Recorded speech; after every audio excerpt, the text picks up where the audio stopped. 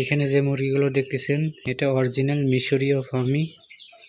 আর এই মিশরীয় ফার্মি মুরগিগুলো আপনার ডিমের জন্য খুবই গুরুত্বপূর্ণ একটি মুরগি।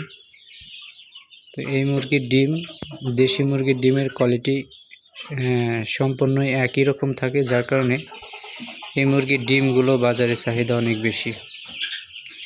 তো এই মুরগি একটানা 18 মাস ডিম দিয়ে থাকে, তারপরে পার্সেন্টেজ আস্তে আস্তে কমে যায়। তো এই মুরগিগুলো যদি কেউ বাসায় পালন করতে চায়, খুবই ভালো একটা ডিমের উৎস হবে বাসায়।